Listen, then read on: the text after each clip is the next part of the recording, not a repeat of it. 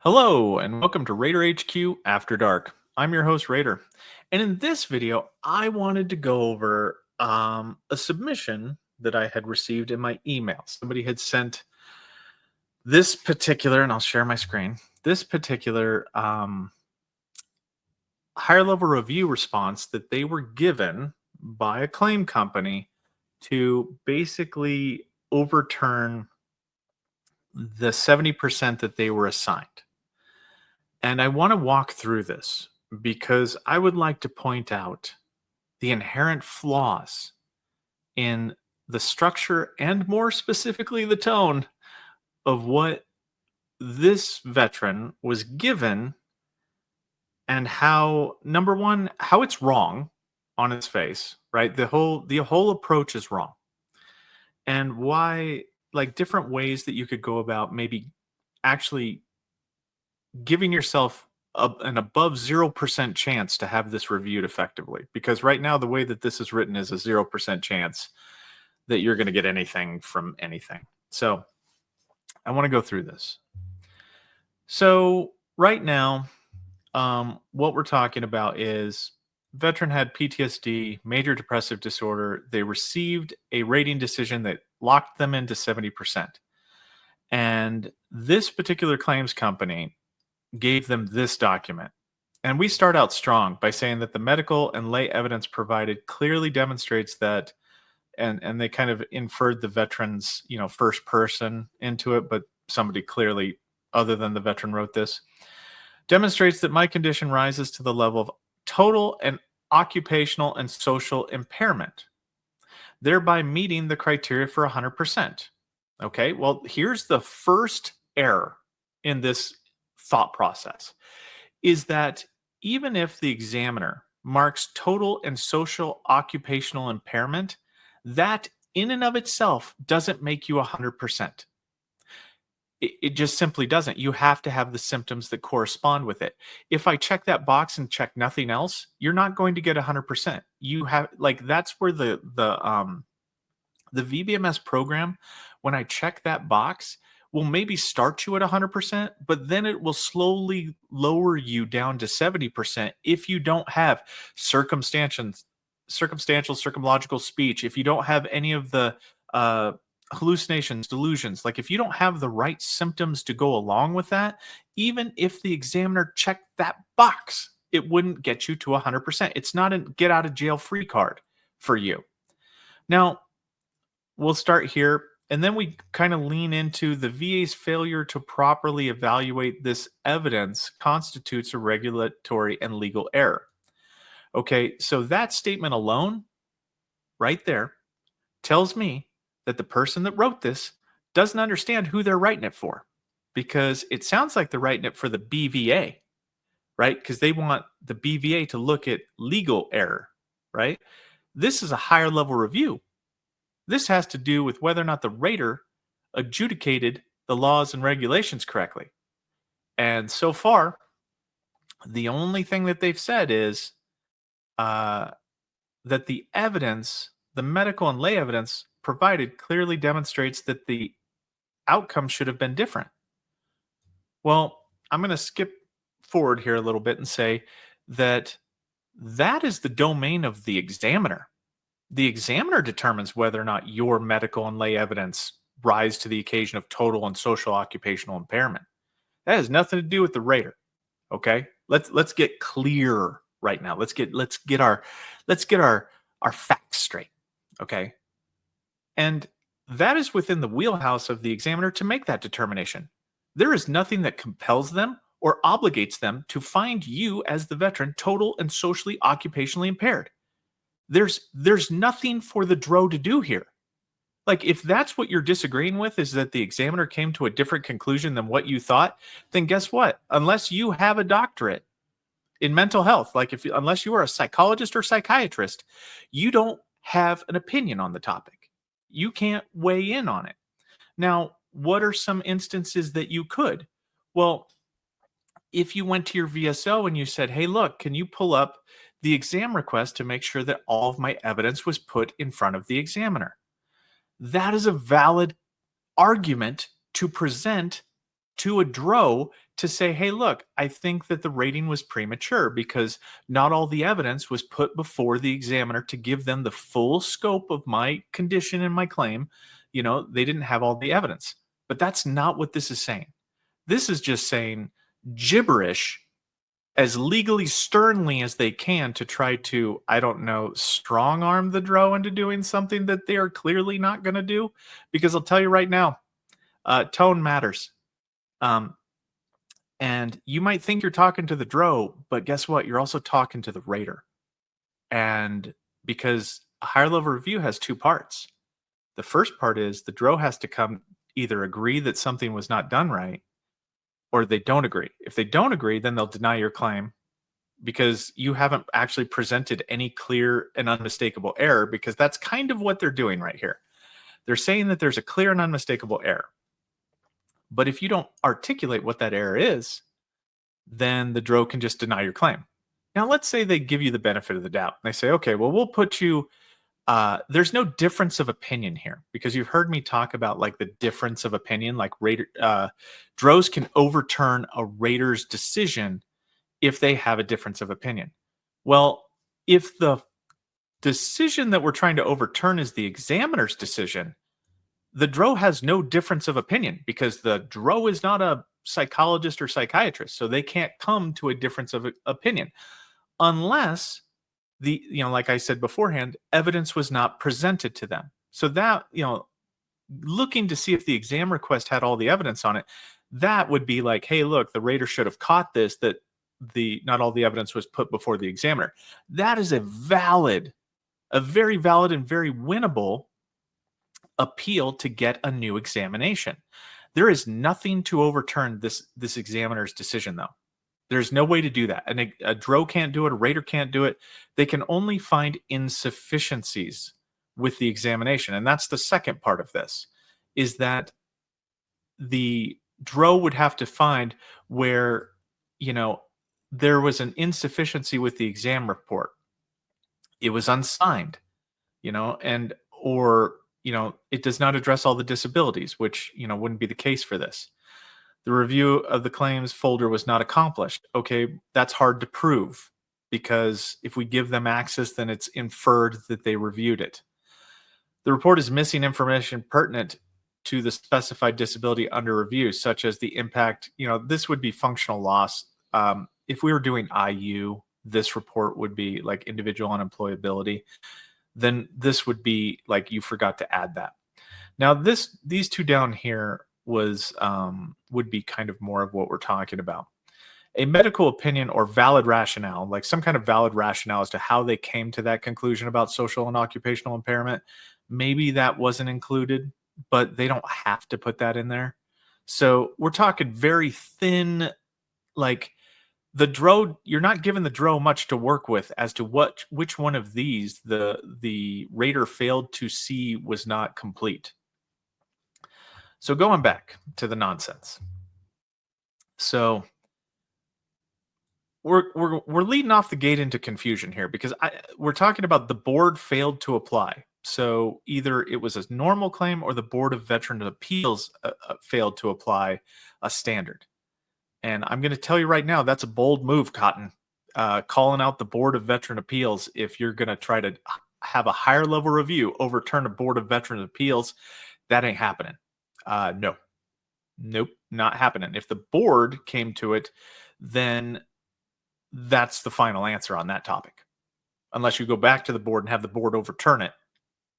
Now, you can, through a supplemental claim, subsequently, if you provide new evidence, then the rater can overturn a board decision based upon new evidence. That is something that can happen. But this looks like a spelling error, a context error, or something like that, to where the person that wrote this, the claim company that wrote this, forgot who the heck they were talking to. And that doesn't help much. Just going to be honest with you. If you're going to come out the gate swinging, you better know where you're trying to land a punch to. Okay. So then we segue into 38 CFR talks about 100% what is required for it. Okay. For total and social occupational impairment. However, the claim company forgot to read the part that says that the qualified clinician gets to make this determination based upon the evidence. That their lay testimony as to what they disagree with has no standing because doctor outweighs uh, pretend legalese. Okay. And I'm being a little harsh with them because this is the nonsense that the veterans feel like because the claims company used a lot of fancy words that this is going to do something. Well, yeah, it's going to do something. It's going to upset the the higher level review dro because you're saying that you're wasting their time is what you're doing because you're not actually saying what's wrong here. There's no like these have nothing to do with the finding of fact. Like you're not saying why you disagree with the outcome of the examiner based upon evidence that wasn't utilized or law that wasn't utilized. If the examiner, if the DBQ is sufficient and the examiner explains why they came to their conclusions, then 38 CFR 4.130 has been satisfied because the qualified clinician came to a specific determination, which is within their scope of practice to do. This doesn't help your case any.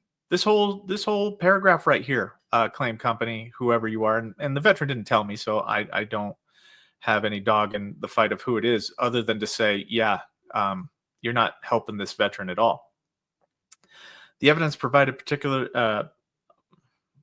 particularly through the independent medical opinion and comprehensive lay statements established my condition severely impacted every facet of daily functioning. Okay, that's cool. And I guess what happened was there was an independent medical opinion, and either the VSR or the rater within the prior decision didn't take it into consideration because it maybe was disqualified. It was deemed insufficient for rating purposes. So the part that the claim company doesn't understand is that once that happens, right, you can fight whether or not it should have been deemed insufficient. That is a great fight to bring to a higher level review. Like that is probably the most probative fight that I would bring to the higher level review and have them explain why they thought the independent medical opinion was insufficient. And let's be honest, I'm just going to be honest here. This terminology is wrong because the only time you have a medical opinion is when you're trying to service connect something.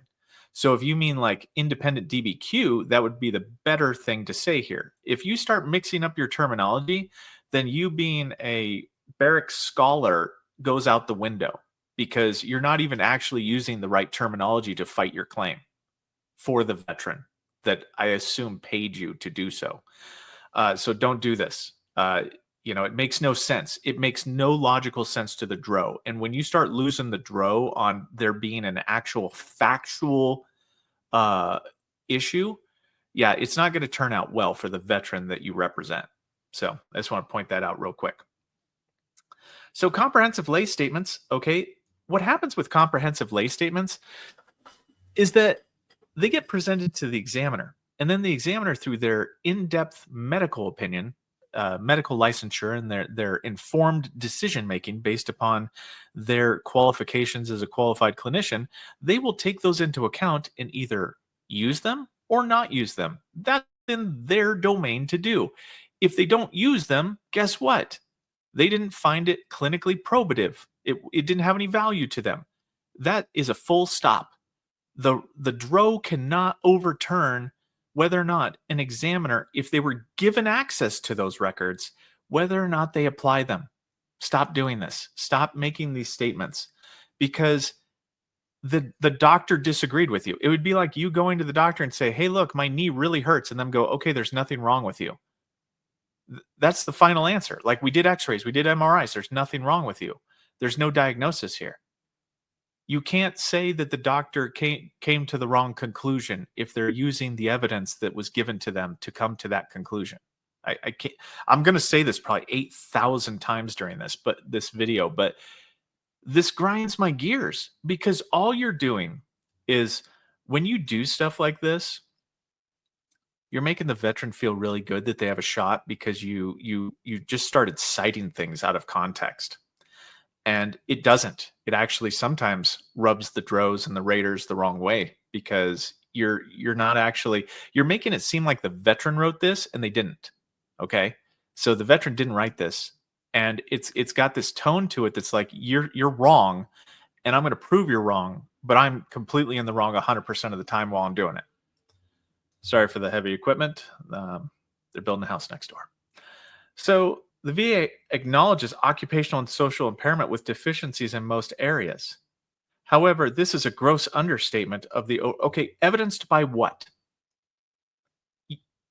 So the claim company forgot to actually say evidenced by what. You're going to infer a clear and unmistakable error without actually showing what it is specifically, right? Point to it. You got to be able to point to it if you're going to do this. This right here was not taken into consideration. It was. The examiner saw the veteran. The examiner wrote the report. The examiner did the DBQ. It has been accounted for. Unless, like I said beforehand, the evidence was not put before the examiner, which you should be. This is like where you're pivoting to if you're trying to, if you're, especially if you're this veteran, you're going to want to go to a VSO and you're going to want to look to see if the exam request had all the evidence on it, because you could fight that. You could fight that. Now, we're moving on here to the barracks scholar. Okay, the VA failed to consider the weight of the medical nexus and the diagnosis. Okay, well, if the veteran's service connected, the medical nexus has no point to it, because a medical nexus means a link between how we're getting it service connected. If the veteran's service connected, which they are at 70%, this statement is the most illogical thing I've ever heard in my entire life. And it means, like, this is where the terminology issue comes into big play, because you start losing more and more credibility when you start saying nonsense words. The service connected condition is connected to service. Thank you. Thank you for whatever this is. It makes no sense. And I'm being really rude right now, but this poor veteran is going to be just hammered by the DRO. And like, I mean, not blackballed or anything like that, but hammered by them. And the diagnosis. So what? We don't think that PTSD is the diagnosis anymore? The diagnosis under 38 CFR 4.25A. Okay, well, the veteran's diagnosed with PTSD, panic disorder, and depressive disorder. Okay, like, you're 70%, dude. Like, claims company, he's 70%. You don't need to prove this. It was proven because he's service connected. He was given the diagnosis. The one that you're saying wasn't actually applied. What are you trying to say? Like, words matter in a higher level review, and you should choose your words very carefully. Like, very, very carefully. Like, you should not be just arbitrarily just upsetting the DRO, because now you're going to say stuff that you don't fully understand. It's that Inigo Montoya meme where I don't think you'll know what the word means. Yeah, this is the claim company not knowing what the word means. Number two itself shouldn't even be in here. It shouldn't even be in your higher level review at all, because it makes no sense. You're service connected, but they're questioning whether or not we weighed the evidence for service connection and gave you a diagnosis. We did that. We gave you the exact same diagnosis you're complaining about. What's wrong with these people? Like, I know some people sound very credible, and I know that they sound very intellectual, right? When they're like, we're going to help you, and you want people to help you, right? But I will tell you that sometimes the road to hell is paved with good intentions. Okay, so you don't want somebody writing something like this up if you're already service connected. It makes no sense. It proves the fact that the person that wrote it has no functional understanding of what on earth they're talking about in any context. You've lost me here as the rater, right? So not only have you lost the DRO, but when it's time to get the rater, right? The second part of the exam, let's say the DRO gets you an examination, and let's say that the rater, afterwards gets the examination. I'm going to read this as a rater, and I'm the most neutral, chill dude that you will come across. When it is time to be objective, I'm objective. This would rub me the wrong way.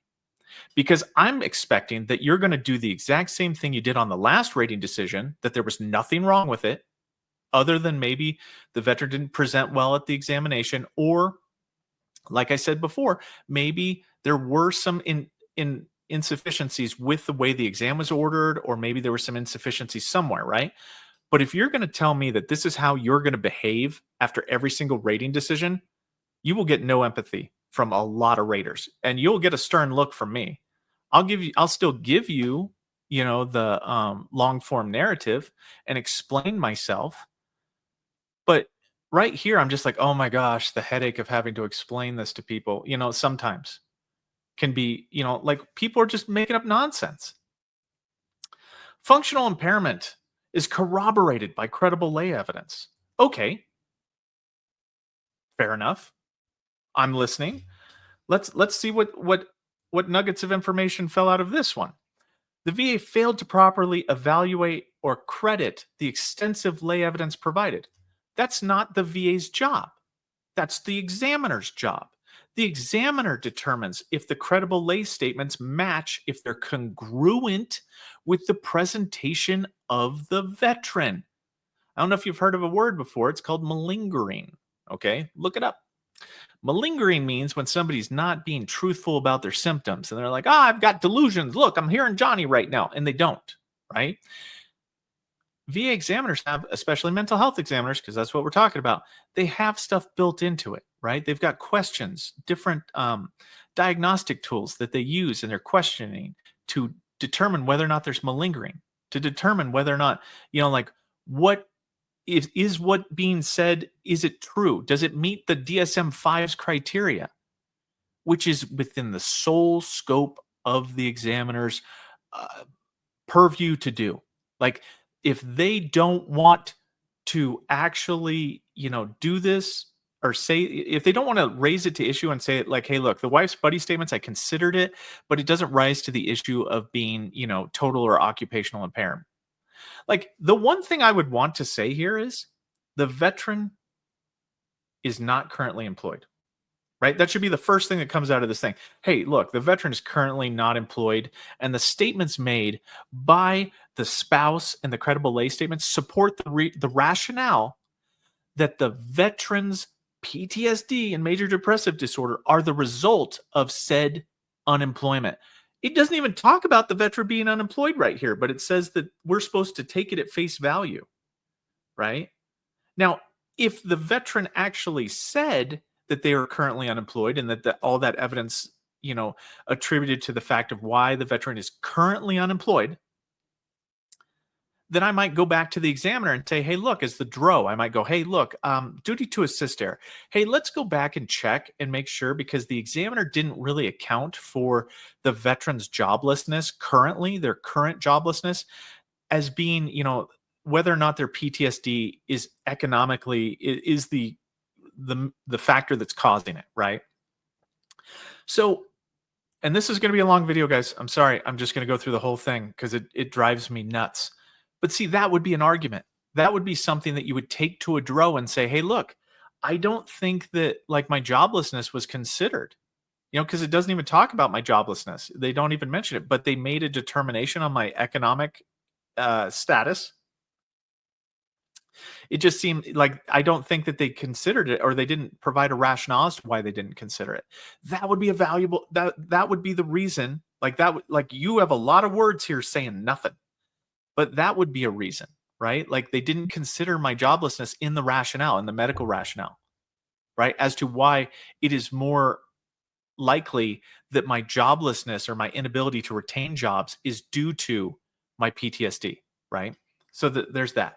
And then we come down here to, oh my gosh, legal precedents. Once again, they forgot who they sent their claim to. The claim company forgot to send that they weren't sending this to the VBA or the BVA, sorry.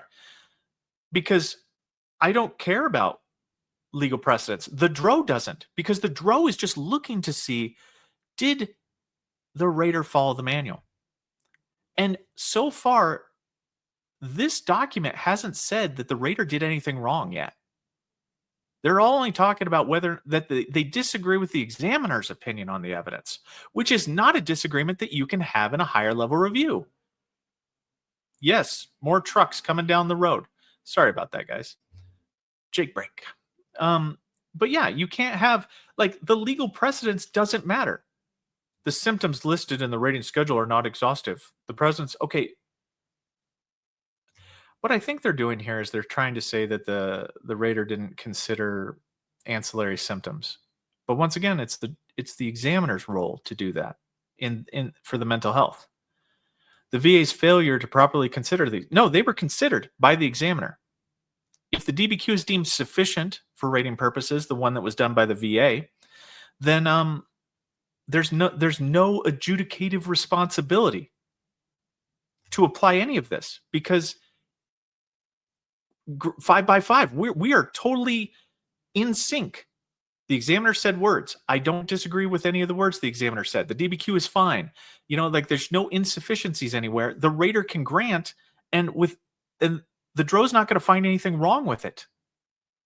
Right? This is the longest set of characters I've ever seen for saying I disagree with the result that the examiner came to. Now, we're going to medical literature.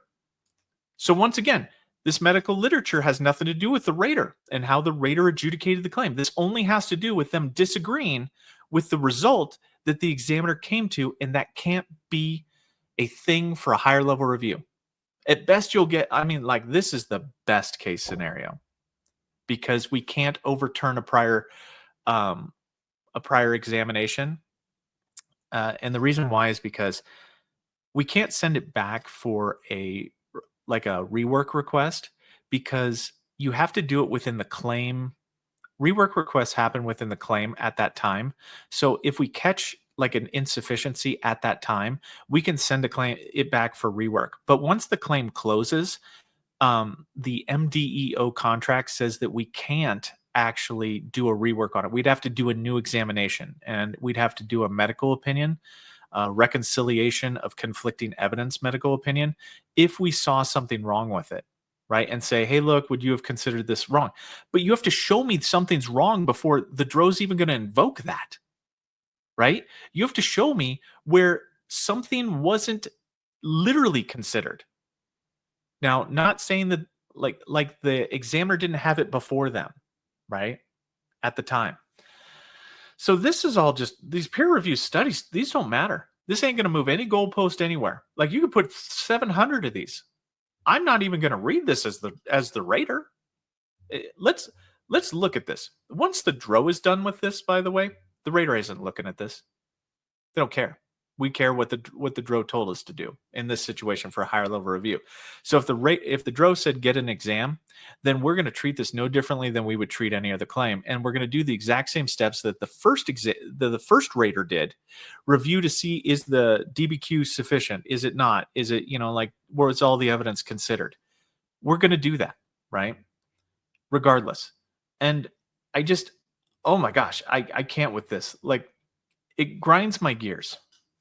The scientific literature backs both the clinical diagnosis, which no one is disagreeing with. Mind you, once again, we're at the point where you're just upsetting the DRO. And not with that much power and authority, not something I would do. Okay. You're telling us that the clinical diagnosis that matches the claim diagnosis, which is the same, nobody has said anything that there's any difference in diagnosis. You're saying that this scientific literature backs the clinical diagnosis. Okay, nobody's disputing it. Not even the claims company's disputing it. I don't know why this is here. It's like somebody took a really bad template and they copy and pasted what their go-to stuff is for making the veteran feel better, so that way you can pay them the money to submit this, and in hopes they're praying that they'll get a new examination and that nothing that they do matters, but that the new examiner will come to a different conclusion, because a new set of eyes can mean a new medical opinion, right? But it has nothing to do with anything that was said on this paper. It would just be, yeah, I'm just going to get him a new exam because he's just upset, or they forgot to add in this critical evidence that could have changed the outcome of the findings of the rating or the DBQ. And that's another thing that needs to be said, is that none of this that has been reported would on its face change the outcome. Nothing said. So far, nothing said changes the outcome. If you were to read this right here, it would change the outcome. And that's what's needed for a clear and unmistakable error. And that's kind of what they have inferred here. I don't, nothing's clear to me. It's not unmistakable that this was the wrong thing. Nobody said anything on here that's unmistakable. That if you were to put three people in a room, all three people would come to it because it'd be like, oh my gosh, look at that right there. This, yes, of course. No, none of this. So, and I'm going to come down here to the conclusion. I know it's long, but this is where we just start getting into it. Given the compelling evidence presented, is it really compelling? Like, what's compelling? After I've been yammering about this for 30 minutes, what stuck out to you as being the clear thing that was done wrong? Because I haven't seen one thing that was clearly reportedly done by the rater that was wrong. I agree that they disagree with the result that the examiner came to, but completely within their wheelhouse to come to that conclusion. A comprehensive review of this claim is warranted. Why? Where have you showed me that we're in disagreement, like that there's a clear like review needed?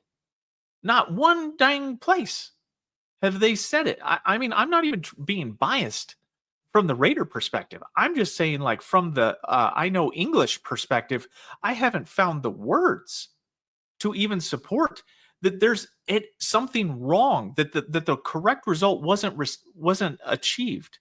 Now, I want to be empathetic towards the veteran.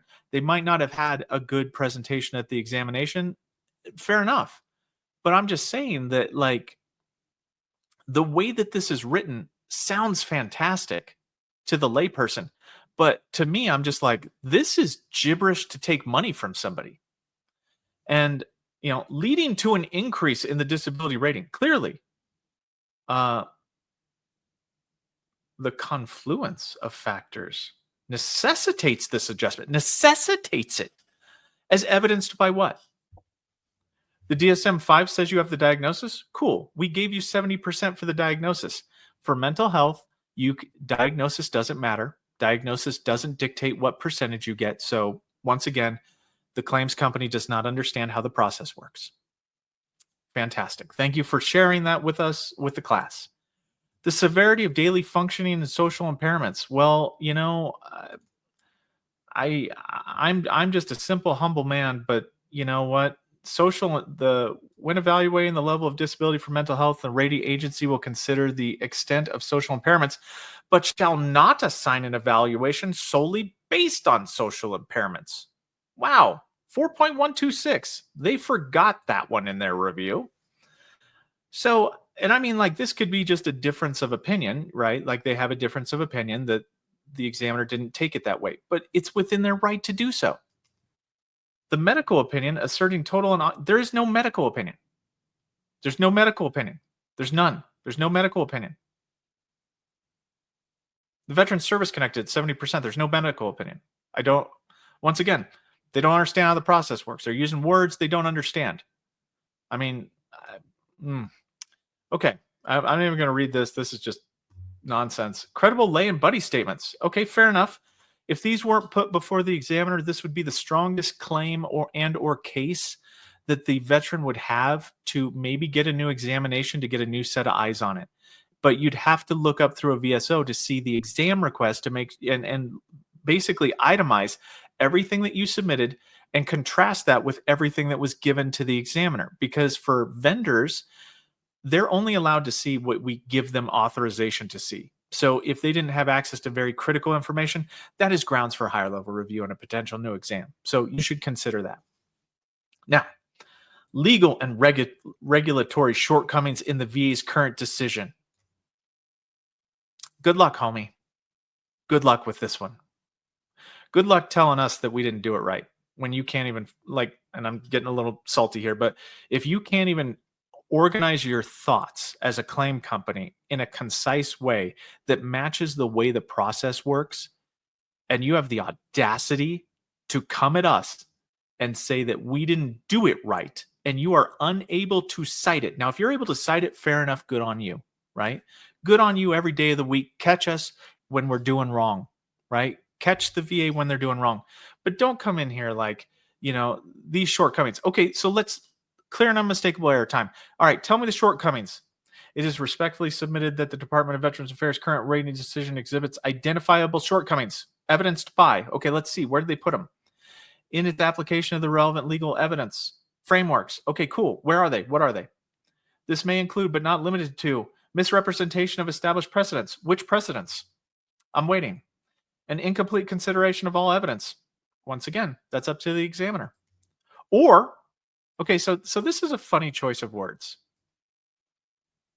I would have chose and. If I didn't want it to look like I was throwing spaghetti at the wall, I would have chose and there, because it makes me think, just my grasp of the English language, that you're guessing that it could be this, or it could be this, but you're not certain. That's what or tells me. Is that you're hoping that the DRO will agree with one of those, but you're not certain that it's one of those. Because if you were certain, you would say and, right? Words matter. Words matter in your higher level review. You have to choose your words very carefully. You cannot just say stuff like this, because it tells me you're not even serious about it. And as a claims company, you're showing me you're not serious about it because you're not actually getting it right. Okay. And here we go. A thorough reevaluation is necessary to ensure the decision aligns with all the regulations. Evidenced by what? Point out one regulation that wasn't actually applied correctly. Give me the instance in the rating decision. Show it to me.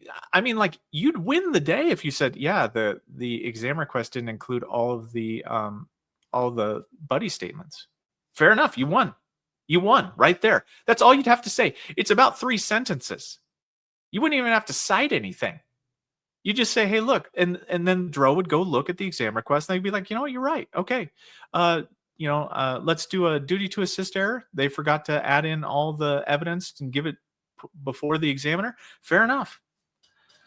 And then therefore, considering the overwhelming and multifaceted evidence, I mean, this is fantastic. A grant of an increase from 70 to 100%, which, the veteran service connected. So all those medical opinions don't matter. Rating for PTSD with MDD and panic disorder under 38 CFR 4.130 is respectfully and strongly requested. Okay, well, we lost respect about 3 sentences into this thing where you start calling us, like we're doing it wrong, but you can't tell us how. You've lost the respect thing, okay, with the tone of this thing, because it's horrible. Like, if you're gonna, I ask questions. Hey, look, it looks like they didn't do this right. Like, it looks like not all my evidence was given on my exam request. I went to my VSO and I said, hey, look, it doesn't look like this was all included, and I think that it should have been as part of the duty to assist. I don't think the examiner was given all my evidence. What do you think, DRO? And then I would do an informal conference and tell them that. What is the veteran, supposed to do at an informal conference with this thing? Seriously. How is the veteran, you haven't cited one darn thing, you being the expert claim company, you haven't cited one darn thing for them to give to the to the DRO to actually sound competent that something is wrong with the prior rating decision and that it's clear and unmistakable that they should have been 100%. You haven't given them one thing that they can even have a competent conversation with the DRO about. So then what you want them to do is you want them to reconsider it blindly, which is going to end in failure, because there's no way on earth, you haven't even proven anything. Furthermore, to ensure the utmost fairness and accuracy in this critical matter, it is imperative that a more experienced adjudicator be assigned to conduct a comprehensive and impartial review. Who would that be? Because you don't get to say that. The DRO's going to look at it. They're going to see if they find a duty to assist error or a difference of opinion. And guess what? This gets given back to a rater. And that rater's going to read this. And that rater's going to take issue with it because you're going to say the exact same thing about their rating decision. So they're going to go hard at you. Okay? They're going to go hard at you. They're not going to be nice. They're not going to be kind because they don't want to be, called out like this. Nobody does. It's human nature. Nobody likes to be called out like this. You're hoping that they'll be objective, right? But if you tell me that this is how you behave after you get rated for something and you don't have a clear reason for it, and I'm not saying this about the veteran, I'm saying this about the claim company. If you want to say that you calling out them as being not competent, right? Like, and more experienced. You're going to say that I'm less experienced because you don't understand the rules and regulations and how they're applied. You're going to say that to me. There are some petty people that work at the VA. You do your veterans no favors when you put this in there. Not at all. Not in any way, shape, or form. Stop doing this. In fact, if you're the claim company that did this, you might want to rethink just doing this in general. You are not good at this. Okay? This doesn't help anybody. This hurts them. It blackballs them. It puts the raters off. It puts the VSRs off. It makes it to where, and then coupled with this, you'll have the veteran do like a congressional, right? So then it puts off the coaches that have to do the congressional, and it makes them look bad, and it draws attention where there doesn't need to be any. If you see a clear error, then see the clear error. Cite the clear error. Don't make it a book report. Just cite the error. Make it about something that wasn't actually done. Point to it. If you can't point to it, then you have no business filing these things. Okay? It's disingenuous, because you're making it look like to the veteran that they have a shot, but you're actually taking that shot away from them. So they could just do an increase and ask. They would have a more likely, better outcome to get 100% to do an increase and ask the rater nicely to please consider all these other factors and variables and give them a manual upgrade to 100%. That has a higher likelihood of success than you saying that we don't know what we're doing, which is likely true in most cases. But have the evidence to support when we're not doing something right. Because if you don't, this is just standoffish. It puts the staff at odds with the veteran, not the claim company who wrote this, but the veteran, right? The record overwhelmingly supports this request. Evidenced by what? Nobody's taken the veteran's dignity away. The examiner came to a conclusion based upon the evidence. It might not be the right conclusion even, but it's the conclusion that they were designated to make. Right? And what happens when this higher level review gets shoved right back down the veteran's throat? They burn their ability to do the higher level review that could have been done for the effective, shortcomings of the claim itself. Please stop doing this. Anyway, that's enough of my rant right now. I can't stand this. If you just want to know, and I have a nice opinion about it. You should see other people. They start seeing this nonsense when they're the rater that gets the subsequent claim. That 4.27? Was it? Oh, hold on. 4.27. No, 4.23. That's what it is. 4.23, the attitude of the rating officer. It is to be remembered that the majority of applicants are disabled veterans who seek benefits of law to which they believe themselves entitled. In the exercise of his or her functions, rating officers must not allow their personal feelings to intrude. You're really testing it, though. When you send something like this, you test this. You make them antagonistic. You make them be critical of it. They wrote this for when people do something like this claims company did. Now, I will be fair, but I mean, I will not bend over backwards for somebody that writes this nonsense. And that's what happens. At best, you get somebody that's not going to bend over backwards for you. You take that away. You take that ability away for the rater to want to help you because it's just word salad gibberish. at this point. But anyway, 44 minutes in, guys. That's about all I got. Sorry for the rant and the ramble, but yeah, Raider out.